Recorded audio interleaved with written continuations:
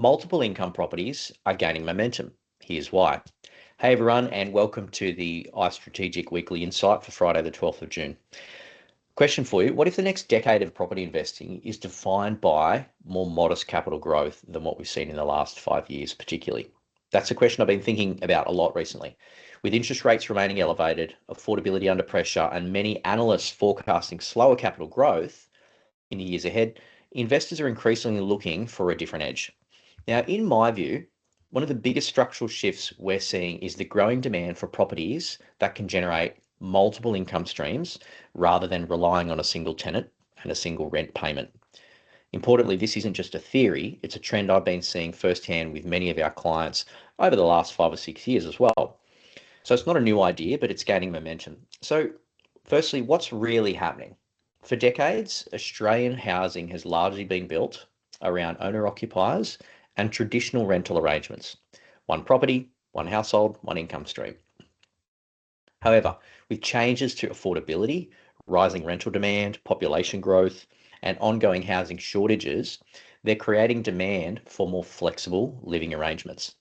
So I think this is why we're seeing increased interest in dual occupancy homes, granny flats, co-living properties, dual key dwellings, and other configurations that allow multiple tenants to occupy the same property independently.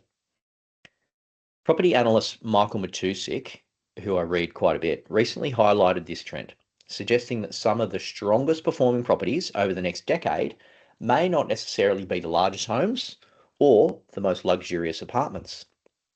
Instead, they may be the properties best configured for flexible occupancy and multiple income streams. I've included a link to his article in the email. In my view, there's a lot of merit to that argument. So what are the trends? The first trend we're seeing is income resilience is becoming more important. The biggest advantage of multiple income properties is income resilience. When a property generates rental income from multiple sources, investors are less exposed to vacancy from one tenant, for starters, but more importantly, stronger cash flow makes it easier to hold quality assets over the long term. That's particularly relevant in today's environment where genuinely positive cash flow properties are becoming increasingly difficult to find. And we know that because interest rates are so high. Most properties today are somewhat negatively cash flowed.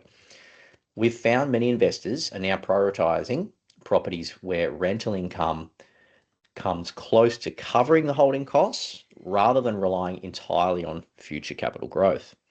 The result is a portfolio that's better positioned to withstand interest rate fluctuations and periods of slower market growth. You think about it, if you're not under pressure holding a property and there's a few years of, say, a downturn or sluggish growth, you're not going to be in a position where you need to panic sell that asset. Cash flows are covering all or most of the outgoings. You've got multiple income streams. It allows you to hold through those tougher times. And remember, we take a long-term view with property. Okay, trend number 2 is that housing demand is shifting. Matusik identified several housing formats that may benefit from these changing dynamics, including homes with genuine dual living capability, properties with granny flats or secondary dwellings, co-living housing with private bedrooms and shared common areas, and flexible floor plans that allow independent occupancy. The common theme is simple. These properties create more usable housing supply without requiring large-scale land releases or major infrastructure expansion. As affordability pressures continue, demand for these housing solutions may continue to strengthen. If you think about it, it's a really good way to increase density within existing infrastructure frameworks. You don't have to build more greenfield estate, more properties. It's just like configured dwelling so you can get multiple tenants in one property instead of having 2 or 3 bedrooms vacant in every single property. So it makes sense. Okay, trend number 3, to shift gears away from the dwelling type now, I want to look at regional markets. So the latest Cotality housing data, which was released last week, highlighted an increasingly fragmented market across the country. That's something I talk about a lot. I've included a link to that article. So in summary, Sydney and Melbourne continue to experience value declines. Meanwhile, the smaller capital cities, Brisbane, Perth, Adelaide, and regional markets are still recording growth, although the growth is clearly moderating. One particularly notable trend is that lower priced properties continue to outperform higher priced properties in the same market. So across the capital cities, the highest value declines are occurring in the upper quartile of the market. In other words, the most expensive homes, followed by the middle, while the lower priced housing remains the most resilient. Sales volumes have also continued to soften, indicating buyer demand is slowing overall. Now, at the same time, regional markets continue to outperform many capital city locations. This reinforces something we've spoken about regularly, that Australia is not one single solitary property market.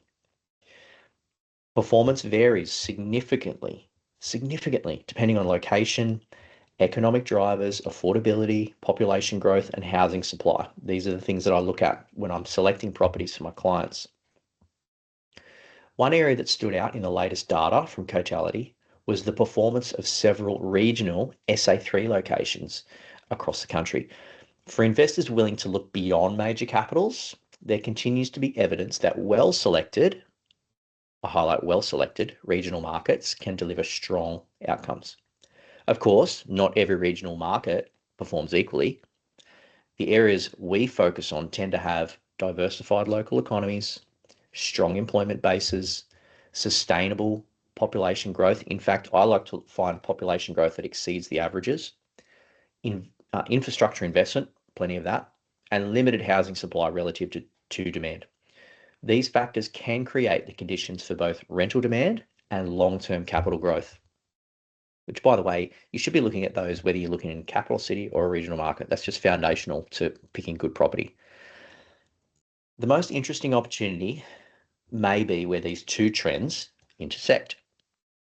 That is purchasing or developing a multiple income property in a high-performing regional growth market. This has become one of the most common strategies that my clients are using. The appeal is understandable. Investors are aiming to combine stronger rental yields through multiple income streams, affordability, because it's a much more affordable price point than capital cities, potential development profit on completion, and long-term capital growth from quality locations. When all four factors align, the overall investment proposition can become significantly stronger than relying on, obviously, any one factor alone. Now, there's always risks and considerations. As always, property selection remains critical. Not every dual income property is a good investment. I see many every week. Some of them are overpriced. Some of them are in the wrong location. Not every regional market will outperform. Many are oversupplied or have low to negative growth and really high vacancy rates. Avoid those areas. And not every high yield opportunity translates into strong long-term growth. In my view, I would always caution investors not to just chase yield alone. Okay, don't just chase the highest cash flow property if it's in an area with absolutely dud capital growth prospects. The best outcomes typically occur when strong cash flow is paired with sound fundamentals such as population growth, employment expansion, infrastructure investment, and constrained housing supply. The recent slowdown in sales activity also suggests buyers should remain selective and focus on quality opportunities rather than assuming broad-based market growth. Finally, the housing market continues to evolve.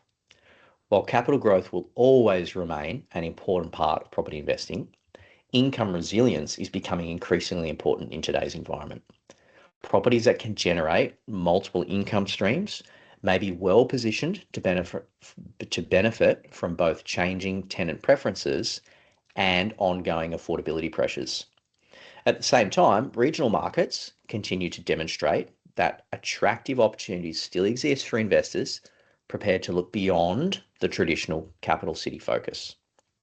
As always, success is less about just buying any property, and it's always in the detail about trying to find and buy the right property in the right location at the right time. If you'd like to see the specific regional markets or multiple income property strategies that we're currently looking at for clients, feel free to reach out. I'm always happy to share what we're seeing on the ground, the results we're achieving, and where we believe the strongest opportunities may be emerging. But that's it for me for this week. Thank you very much for listening. I hope that's been helpful. Have a great week.